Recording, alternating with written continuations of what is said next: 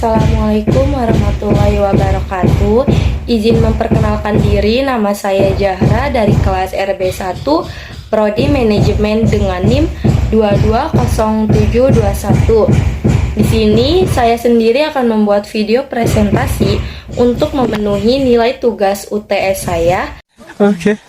Dari mata kuliah komunikasi bisnis yang dimana dosen pengampunya yaitu Bapak Teguh SEMM. Langsung saja kita masuk ke dalam pembahasannya. Pelan-pelan Pak Sopir. Gak bahaya tak? Mana?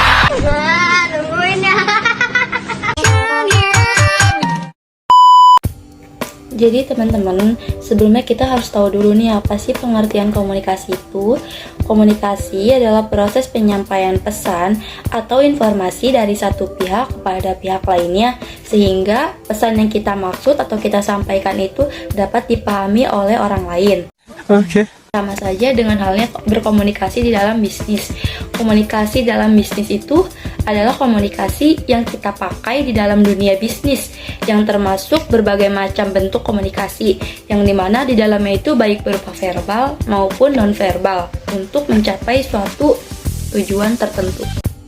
Nah, selanjutnya banyak sekali fungsi komunikasi yang dapat kita rasakan sebagai manusia, baik itu secara individu maupun secara organisasi. Fungsi komunikasi antara lain bisa sebagai alat kendali.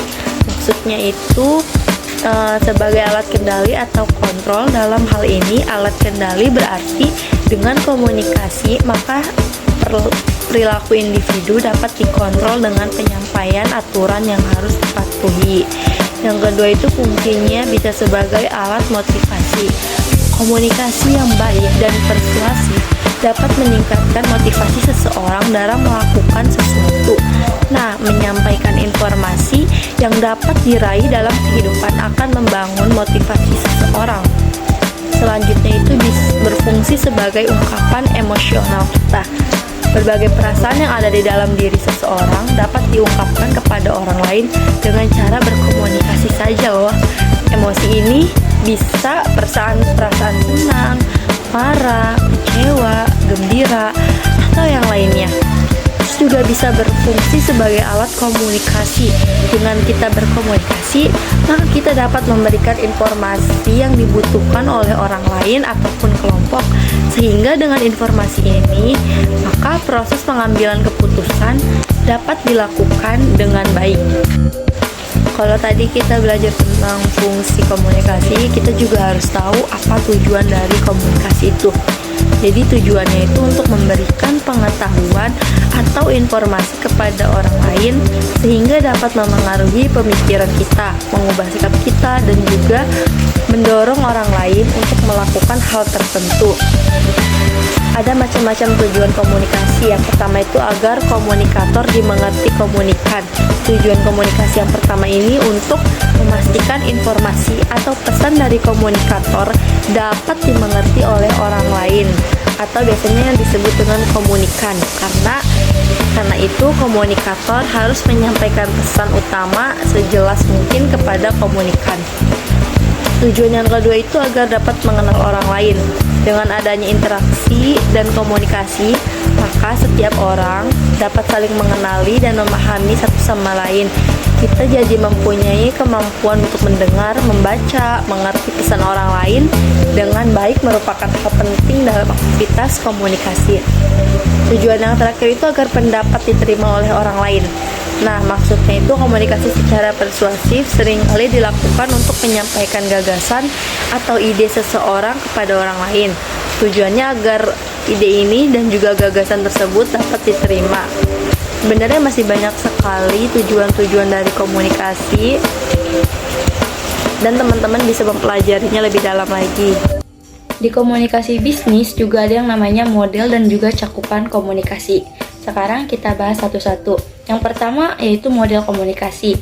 Jadi model komunikasi itu seperti gambaran dari suatu fenomena komunikasi dan hanya menyebutkan hal terpentingnya saja. Dan juga ada 3 fungsi menurut Gordon Wiseman Barker, yaitu kita bisa melukiskan proses komunikasi kita. kita juga bisa menunjukkan hubungan visual, dan juga kita bisa membantu dalam menemukan dan memperbaiki kemacetan berkomunikasi. Dan di sini juga ada 3 jenis model komunikasi. Pelan-pelan Pak Sopir. Yaitu ada model komunikasi linear, ada model komunikasi transaksi, dan juga ada model komunikasi interaksi. Teman-teman juga harus tahu nih bahwasannya banyak sekali macam-macam komunikasi. Yang pertama itu kita berkomunikasi verbal, biasanya diucapkan secara langsung atau perantara media. Contohnya itu seperti kita sedang melakukan video call dengan rekan bisnis kita atau keluarga kita, teman kita. Nah, yang kedua itu ada komunikasi nonverbal. Nah, komunikasi nonverbal ini biasanya disampaikan melalui simbol yang ditunjukkan dengan gestur tubuh. Contohnya itu ekspresi wajah kita. Terus juga ada sentuhan dan postur tubuh. Terus juga yang ketiga ada elektronik. Ini kita dapat melakukan komunikasi dengan media. Contohnya seperti yang tadi saya sebutkan, ada handphone, laptop, dan juga radio. Yang keempat adalah tindakan menulis, mengetik atau mencetak simbol seperti huruf dan angka untuk menyampaikan informasi, dan yang terakhir berkomunikasi dengan klien.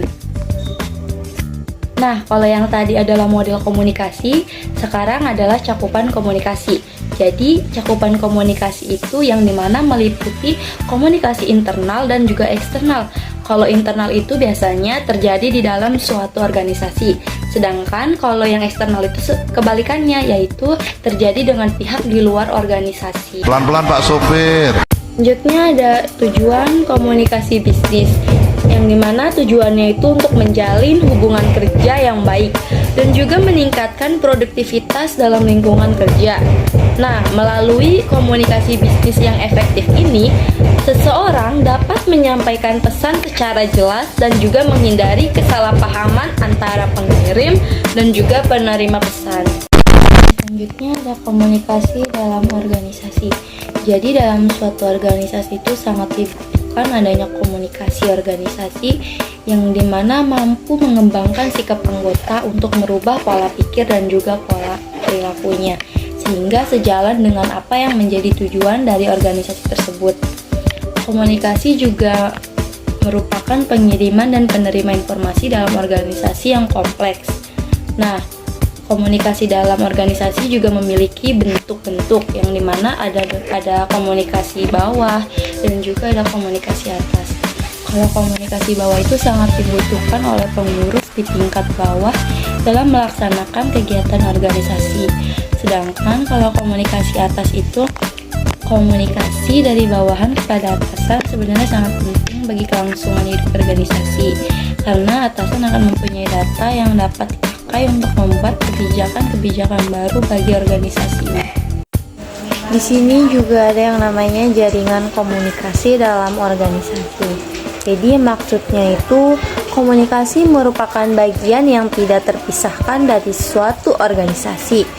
Ia juga merupakan proses penyampaian dan menafsirkan ide-ide, pesan, dan perintah yang terjadi di dalam totalitas unit suatu organisasi.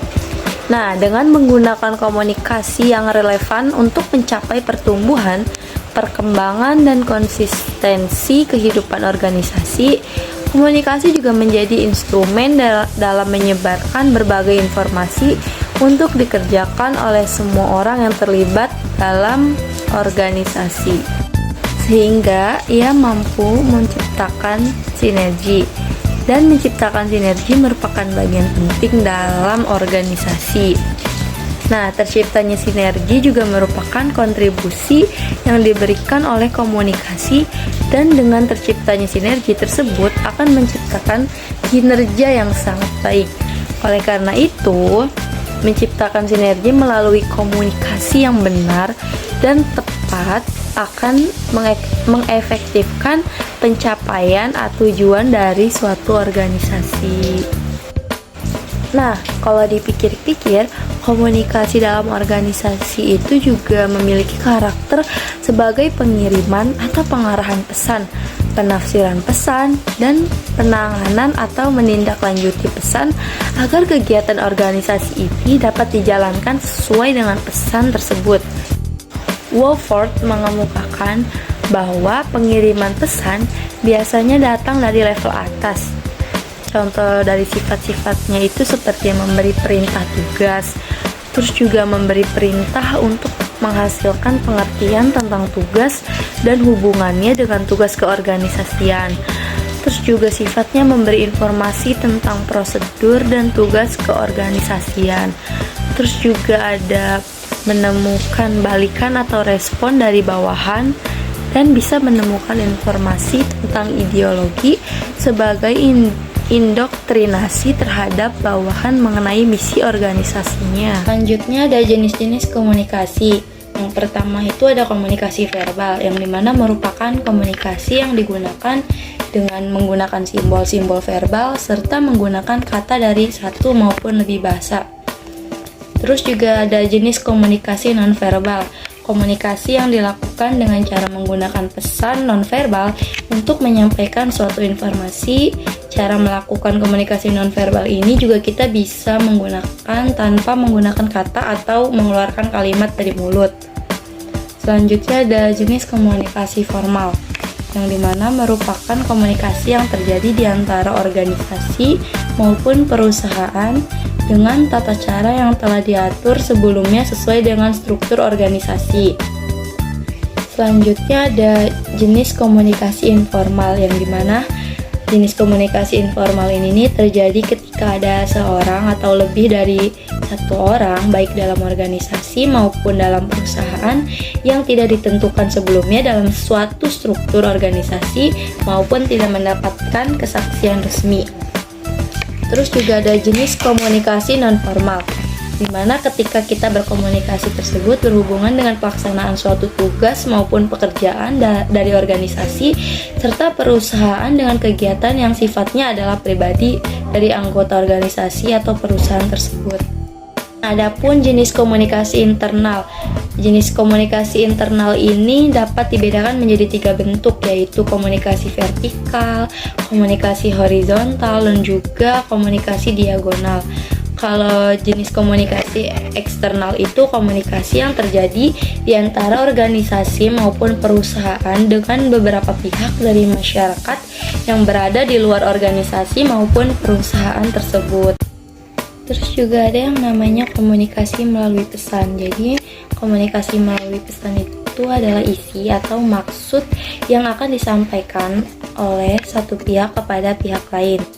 Dan materi yang terakhir yaitu efektivitas dan hambatan komunikasi. Jadi dalam komunikasi, efektivitas bentuk hambatan psikologis itu dan juga sosial sangat mungkin terjadi. Contohnya itu seperti perbedaan nilai, harapan, keyakinan, pendapat, pandangan, dan banyak lagi. Terus juga perbedaan inilah yang menyebabkan komunikasi efektif jarang tercapai. Komunikasi efektif juga terjadi apabila pesan yang kita beritahu kepada komunikator dapat diterima dengan baik atau sama oleh komunikan, sehingga tidak terjadi salah persepsi. Berkomunikasi secara efektif juga berarti bahwa komunikator dan komunikan sama-sama memiliki pengertian yang sama tentang suatu pesan. Oke. Jadi kesimpulan yang saya ambil adalah komunikasi itu merupakan suatu elemen esensial dalam kehidupan manusia. Dan juga komunikasi ini sering kita gunakan dalam kehidupan sehari-hari kita. Terus juga komunikasi ini memungkinkan manusia untuk berhubungan, berbagai informasi, dan juga memahami satu sama lain. Jadi kita hidup di dunia ini tidak mungkin bergantung pada diri sendiri saja. Kita juga membutuhkan orang lain. Maka dari itu kita harus bisa berkomunikasi secara baik kepada orang lain. Terus juga dengan komunikasi yang efektif, hubungan menjadi lebih kuat, bisnis menjadi lebih sukses, dan juga masyarakat menjadi lebih harmonis. Mungkin itu saja yang dapat saya sampaikan. Kurang lebihnya mohon maaf. Assalamualaikum warahmatullahi wabarakatuh.